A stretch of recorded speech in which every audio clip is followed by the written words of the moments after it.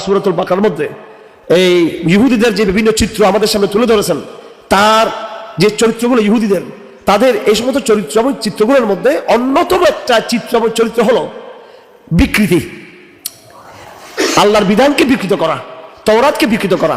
আমার ভাই, আমি বারবার আপনাদেরকে বলার চেষ্টা করি, আমি জানি না আমাদের এই জনসমাজ অডিয়েন্স আমাদের কথাগুলো আসলে শুনে কিন্তু অতটুকু ধারণ করেন কিনা। ইহুদিদের একটা চরিত্রের বিশ্লেষণ আমাদের জন্য জরুরি। কোরআন এগুলো কোনো অপরিকল্পিত কিতাব না, কোরআনের বয়ান এটা অপরিকল্পিত কোনো বয়ান না।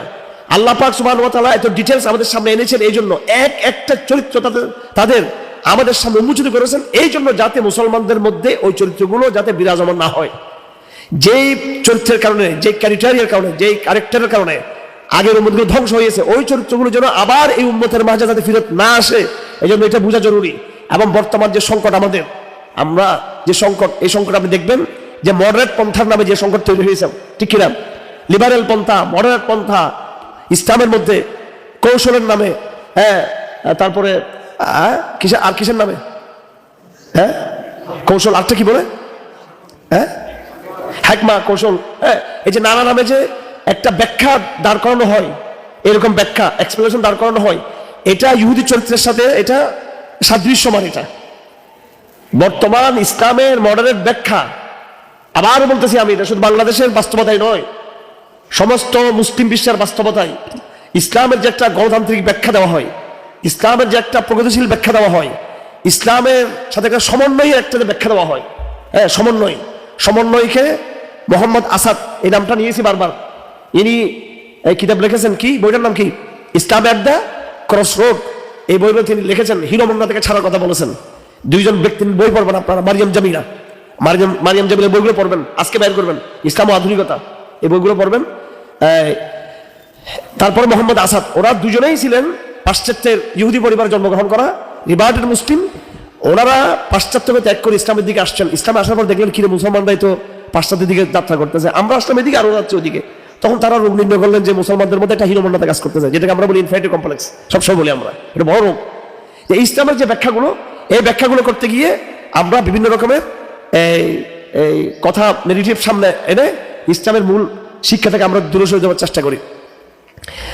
এই জন্য একটা হাদিসে আছে, যদিও দুর্বল হাদিস, যে আল্লাহ পাক সুবহানাহু ওয়া তাআলা একটা দলকে রাখবেন সবসময়, তারা কি করবে, ইয়ানফুনা আনহু তাহরিফাল গালিন ওয়া তাউইলাল জাহিলিন ওয়া ইনতিহারুল মুবতিলিন, যে তারা কি করবে, জাহেলদের তাওয়িল থেকে তারা ইসলামকে রক্ষা করে, ওয়া তাহরিফাল গালিন, এবং উগ্রবাদী বলতে যারা ইহুদিদের মতো যারা এই গুলু করে, অর্থাৎ ইসলামকে ছাড়ার মধ্যে গুলু, এখানে এই উগ্রবাদ বলতে এখানে করার ভিতরে না করার ক্ষেত্রে যারা উগ্রবাদী, অর্থাৎ ইসলামকে ছেড়ে দেওয়ার ক্ষেত্রে, এরকম সীমালঙ্ঘনকারীদের বিকৃতি থেকে যারা ইসলামকে রক্ষা করবে, মূর্খদের ব্যাখ্যা থেকে, তাওয়িল থেকে, সীমালঙ্ঘনকারীদের বিকৃতি থেকে, এবং যারা বাতিলকে সাব্যস্ত করতে চায় তাদের বিভিন্ন এন্তাহাল থেকে, তাদের বিভিন্ন এই ইসলামের সাথে বিভিন্ন কথা যুক্ত করে দেওয়া, এই ফিতনাগুলো থেকে একটা দল ইসলামকে বারবার হেফাজত করবে।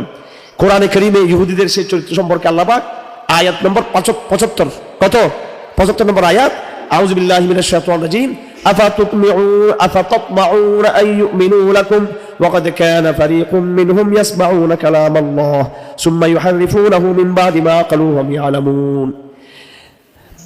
তাদের একটা দল ছিল ইয়াসমাউনা কালামাল্লাহ, আল্লাহর কালামকে তারা শোনার পরে সুম্মা ইউহাররিফুনাহু মিন বাদি মা ক্বালু, তারা এটাকে পুরোপুরি উপলব্ধি করার পরেও, এটাকে জানার পরেও, বুঝার পরেও তারা ইউহাররিফুনাহু, তাহরিফ করে সেটাকে তারা বিকৃত করে দেয়। ওয়া ইযা লাকুল্লাযীনা আমানু ক্বালু আমান্না, মুমিনদের কাছে গেলে তারা বলে আমরা ঈমান এনেছি। ওয়া ইযা খালা বা'দুহুম ইলা বা'দিন, যখন তারা পরস্পর যখন সাক্ষাৎ করে, ইহুদিদের সাথে ইহুদির সাক্ষাৎ, ইহুদির সাথে মুশরিকের সাক্ষাৎ যখন হয়, তখন তারা বলে ক্বালু আতুহাদ্দিসুনাহুম বিমা ফাতাহাল্লাহু আলাইকুম লিইউহাজ্জুকুম বিনদা রাব্বিকুম আফালা তাকিলুন। এটা ব্যাপারটা কি? ব্যাপারটা হলো ইহুদিরা কেউ অনেক সময় তারা তৌরাতে যা আছে ইসলামের আগমন সম্পর্কে, আখেরি জামানার নবী মুহাম্মদ রাসূলুল্লাহ সাল্লাল্লাহু আলাইহি সাল্লামের মিশন সম্পর্কে স্পষ্টভাবে তৌরাতে উল্লেখ আছে না নাই? ইনজিলে উল্লেখ আছে না নাই?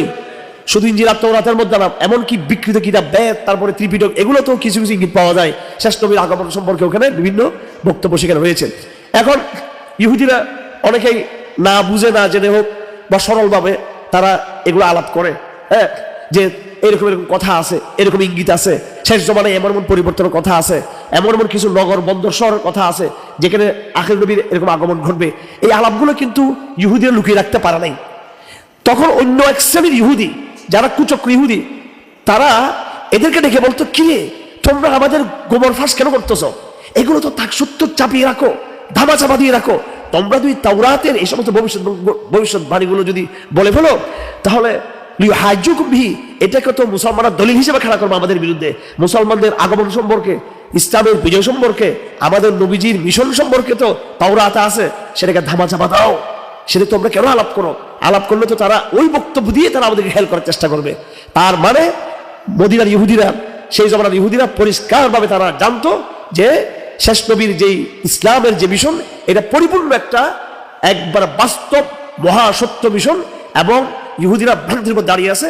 আখির নবীর সত্যতার মধ্যে, সূর্যের উদয় হওয়ার মধ্যে যেমন কোনো অস্পষ্টতা নাই, আখির নবীর এই দিনের আগমন ঘটিয়েছেন, যে দিনের বার্তা নিয়ে আসছেন, এটাতে এরকম কোনো সন্দেহ নেই। এটা তারা ভালো করে বুঝতো। এবং কোরআন কারীমের অন্য আয়াতে আসবে, ইয়ারিফুনাহু কামা ইয়ারিফুনা আবনাহুম, তারা নিজের সন্তানদেরকে যেভাবে চিনে যে এটা আমার সন্তান, এরকম একেবারে নিরঙ্কুশভাবে তারা যেটা জানে, ঠিক আমাদের নবীকেও তারা নিরঙ্কুশভাবে তারা জানে যে হক নবী, আখিরি নবী উনি। কিন্তু তারা এটাকে গোপন করেছে। কি করেছে? এই ইসলামের বাণীকে গোপন করা, ইসলামের বয়ানগুলোকে অনুল্লেখ করা এবং খণ্ডিত ইসলামকে চর্চা করে বাতিলকে খুশি করার চেষ্টা করা, এই প্রবণতা বর্তমান জামানায় মডার্ন পন্থার মধ্য দিয়ে কিন্তু আমরা কিন্তু লক্ষ্য করতেছি। আমরা ইসলামের প্রত্যেকটা বিধানকে আমার বলতে হবে। এই বলার কারণে কিছু কথার দ্বারা আপনি জাকাতের কথা বলবেন, বিধান অর্থনীতির কথা বলবেন, এরা খুশি হবে। হ্যাঁ, আপনি এই ব্যবসার কথা বলবেন, তখন খুশি হবে। দেখবেন আমেরিকার সিটি ব্যাংক, তারপরে ব্রিটিশ HSBC ব্যাংক, এরাও কিন্তু ইসলামিক শাখা রাখছে। আচ্ছা, এদের শাখা আছে, আপনি আগ্রাবাদ গেলে পাবেন, চট্টগ্রামের অভিজাত এলাকাগুলোতে গেলে পাবেন, ঢাকাতে গেলে পাবেন, ওদের ইসলামিক শাখা, ইহুদি কর্তৃক পরিচালিত সুদভিত্তিক ব্যাংকের ইসলামিক শাখা। ঠিক আছে, হ্যাঁ, কিউট ইসলাম।